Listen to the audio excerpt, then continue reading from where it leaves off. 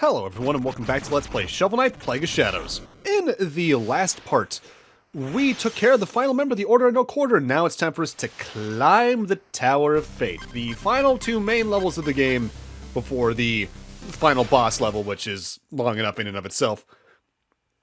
Now notably, this stage starts off with some of the worst cipher coins in the game. There's no way to tell you can go left there without just trying it beforehand. If memory serves, on the first playthrough I had to look these up to find them. And the YouTube video I used to find them, the comments were basically a combination of, oh, really? Kind of stuff like that. Because it's the only time the game outwardly, places them that closely behind where you start, and it's kind of annoying for that regard. So the Tower of Fate's Ascension, I think, is the first level here. Outside of being a bitrate killer thanks to the rain, especially down the line, this level is a bit notable in that it combines a lot of the mechanics that maybe not even got enough time in their own levels, such as King Knight's page books, platforms, that's the word, the pots that pour lava from King Knight, and several others throughout. And in that regard, I think that the Tower of Fate does good at being sort of a fortress level like Mega Man, and that combines a lot of things you saw earlier, but allows interplay between them. But I do think a lot of Mega Man games do this idea generally better, if only because they do more with interplay between those mechanics more often. Because anytime you see an old mechanic here in Tower of Fate, by and large, it's on its own. And I guess it's more meant to be a test of what you've learned rather than figuring out what you can do with the combination of hazards, which can be a little weird, but by and large, it's not too bad. It is still hard, though, I think, overall. Barring the stages I mentioned earlier is taking a lot of my lives on the first playthrough, the Tower of the Fate is definitely where you will probably die the most on any first run of a Shovel Knight game, only because it's outwardly out to kill you more. I also want to say from the top of my head that the first Tower of Fate level might be genuinely the longest stage in the game, but checkpoints are generally plentiful enough that you don't need to worry about redoing too much. There's only really one section where if you die, it's absurdly tedious, and that's mostly because it's an auto-scroller.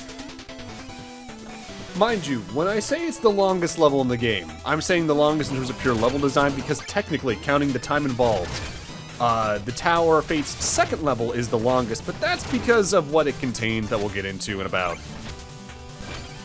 16 minutes-ish. We'll get more into that towards the end of that level in particular. Make sure you use the best out of every single sub-weapon you got so far, and make sure you take advantage of the fact you can change up your bombs at will, because it allows you to fit basically any combat scenario you can think of. Here's the auto-scroller in question.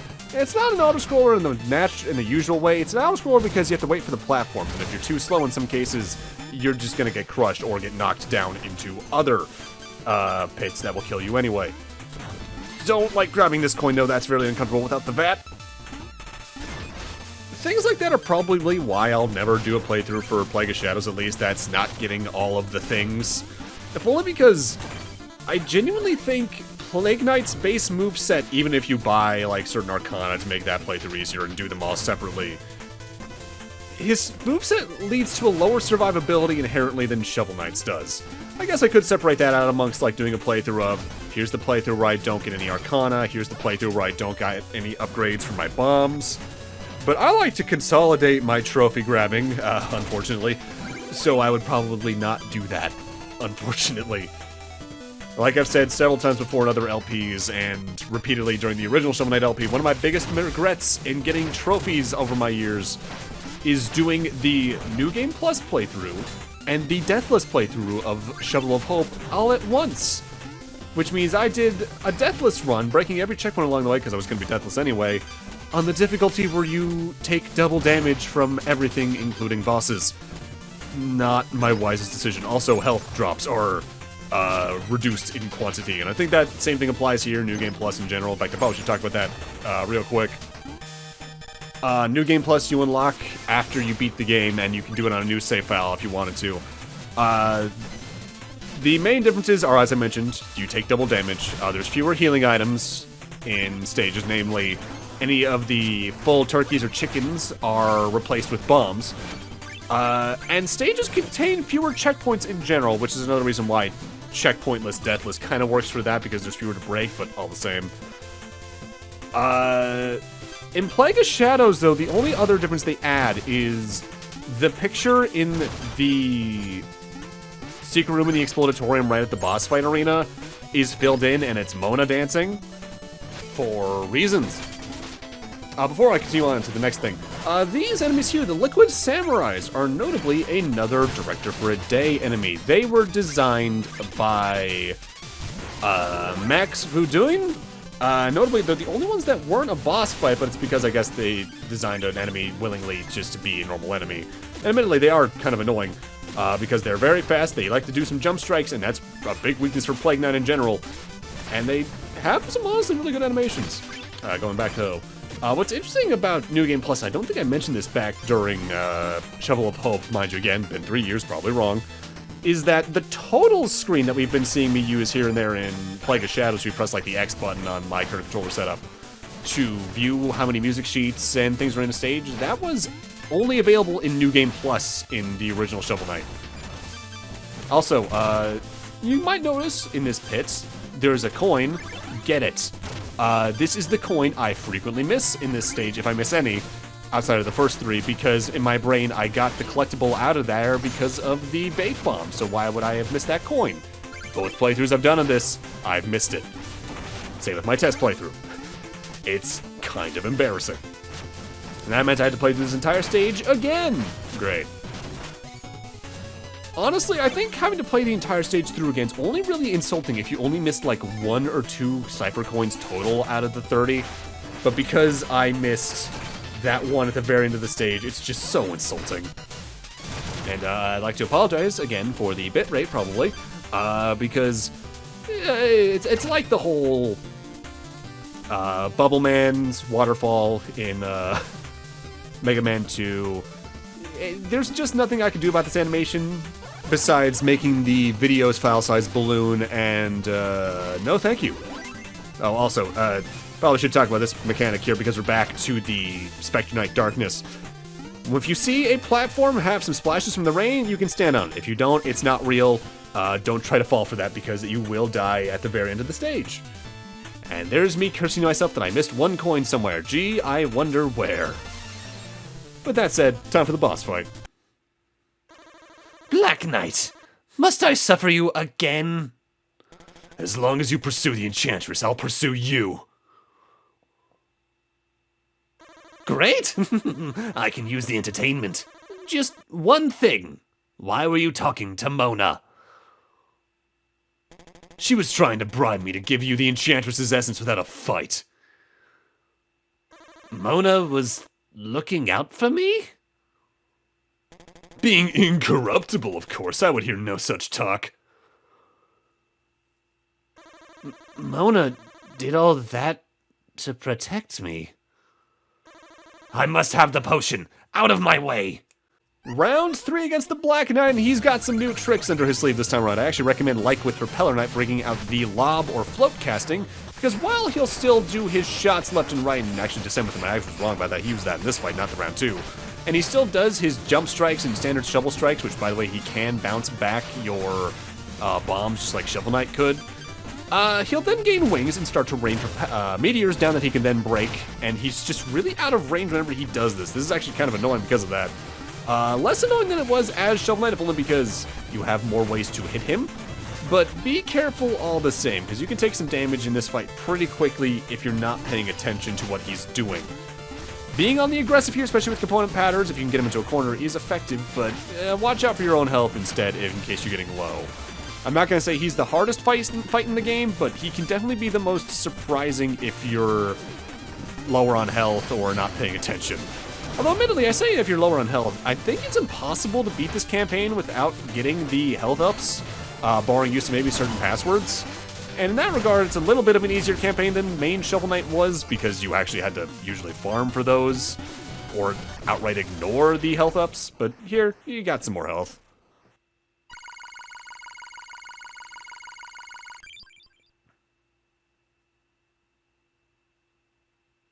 Clearly you care for her. But why go to such lengths? Why a potion that makes you all-powerful? I'm not out to rule the world. I just want to become stronger, and maybe then she'll love me. Fool! Can't you see that she already does? No. The potion's the only way. I guess bye. We're not going to talk to you for the rest of the campaign. With that, though, we have now unlocked the second to last stage in the game, the last normal stage, Tower of Fate Ascension. Okay, that was Tower of Fate Entrance, but I immediately had to re-enter and go back for that coin I missed that I pointed out, so, whoops. There we go. So now let's head on into the final main stage. Ascent, not Ascension. Oh boy, blah, blah, blah. This is another stage that combines a lot of mechanics from the main Order No Quarter stages, just like Tower of Fate Entrance. This early part can actually be a little terrifying as Plague Knight, because if you do a bomb burst in the wrong place, you're just going to send yourself straight up into those spikes with basically no way to get around it. One thing I can tell you, though, that I might be able to take advantage of up here, and I probably should have also brought this up back in the Iron Whale, now I think about it. If you don't want to dedicate yourself to the bomb burst you've charged up, you can just throw a sub-weapon, and that will reset your charge. And that can be pretty useful to get around certain areas, especially like this. This stage does try to change up the occasional hazard for Plague Knight, namely towards the latter third of it because of the return of the Polar Knight's bird platform. But the thing you really need to note is that the last cipher coins in the game are in this level. At this point, if you've bought every single upgrade at the research station with Mona or Percy, and you've done the catapult purchase with Percy at the Armored Outpost, you should finish this level with exactly 190 cipher coins if you've grabbed them all. At that point, we'll be able to do something special. We'll do that at the end of the part if memory serves, or early next part, I forget exactly which. But make sure you just leave with 190, because otherwise that means you're missing one somewhere, and thankfully you can check where on the totals menu. But it's probably better to just not have to go back at this point. They do their best in this stage, though, to kill you. There's a lot more bottomless pits and instant death hazards than even Tower of Fate Entrance, between the lava and even higher amounts of bottomless pits. But thankfully, if anything I can say about Plague Knight's moveset, he's really good by the end of the game, thanks to the bomb burst and things like the Vat, at ignoring instant death, barring spikes and crushing, because his bomb burst means he can get over things like lava pretty easily, and the Surging Strike, or Vat, means bottomless pits are a non-issue as long as you have Arcana power left. Also, I know I've kind of swapped in this entire LP through between Arcana and Arcana. It's because I'm genuinely unsure how that's pronounced. This room in particular is the one that kind of changed up for Plague Knight because you can't really use these platforms too well. You need to use the spaces above the ceiling to get around in here in particular. But that said, I should note as well, if you're going for 100%, you can leave this level with 100% of the cipher coins, but that's not 100% of the items. If you have everything we have in the game thus far, you'll leave this level with all the cipher coins in the game, all the health upgrades, all the sub-weapons, and all but 5 of the note sheets. There are 5 of them in the final boss's level that we'll grab in the next part. And there's also one more thing you'll be able to grab, and that's the final upgrade, technically, for getting all the cipher coins. But again, we'll talk about that at the end of the video. This section's kind of a dick as Shovel Knight, only because these enemies can just blow you away without much you can do about it besides using, like, the propeller dagger. And that is admittedly a strength of Plague Knight, despite his higher knockback. His ability to save himself from bottomless pits is remarkable. And I really do like that every single one of the 4 playable characters in total have a lot of strengths and weaknesses to their playstyle.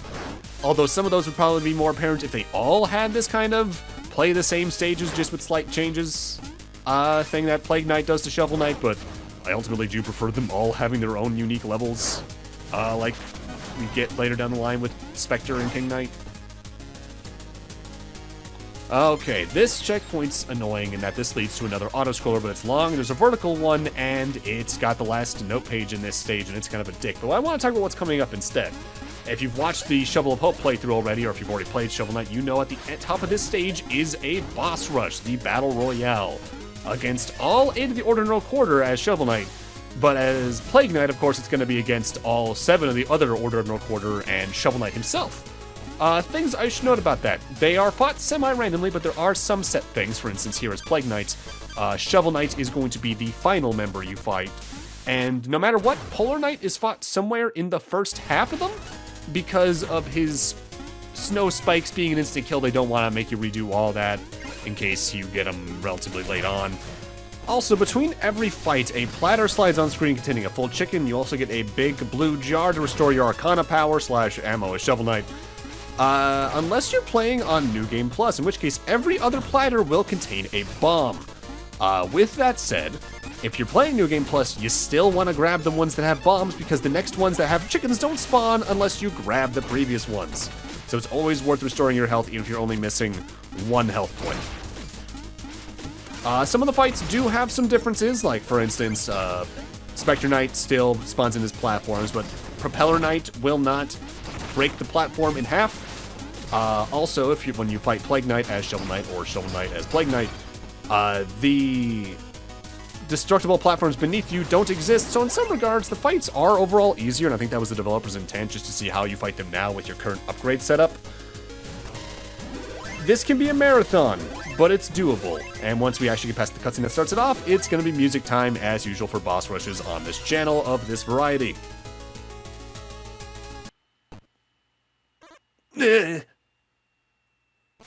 Oh, look who's shown up to our little soiree. You're late on your membership dues, alchemist. And now the time has come for you. Shovel Knight? You let him here too? What madness is this? We'll deal with him soon, but first I want to know why Plague Knight's showing his mask around here. Yes, you've stolen all of my essence, you maniac. All I have left is my wits. Unlike wits, King Knight, you actually have some essence. It's merely weakened. We was as strong as a team, but you just care for you. For shame! Haha! Might makes right. Isn't that the Order's motto? I just took some initiative. We'll never stand for this. You're gonna pay for what you've done, Plague Knight. Pass the salt.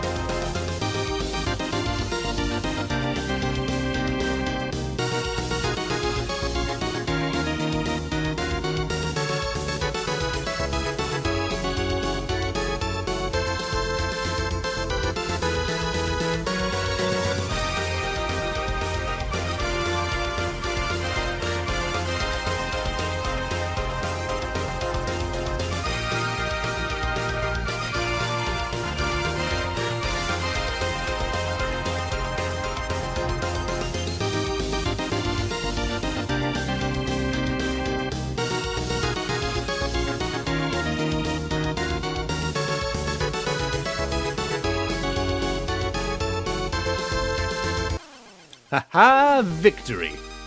What's left now is the final boss again. Oh, come on, dude. Twice in a row. Don't teabag me.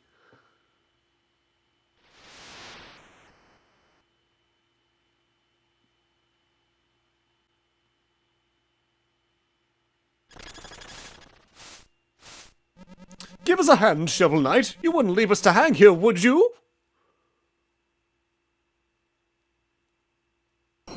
Ah, the bad ending route. I see. Well, quote-unquote bad ending.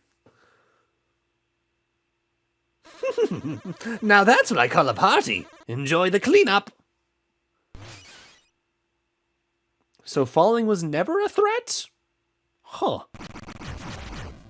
With that, we now have access to the final boss. But now that we have all the Cypher coins, we want to head back to the Potionarium and talk to Percy to see what we unlock for getting all 420 of them. Great geldings, is that all of the Cypher coins? Give me those, let's throw caution to the wind and do some science.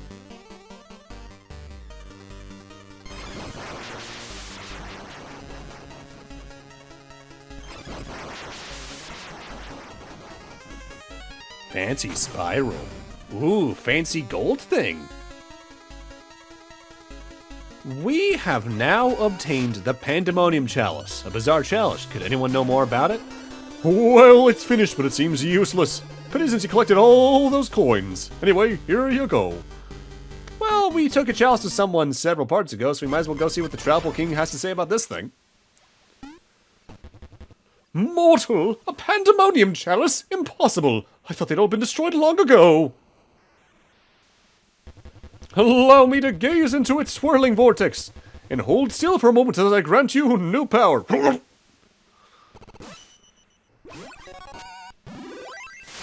For getting all the coins, you get the Pandemonium Cloak, a mercurial, unstable, ever-changing cloak.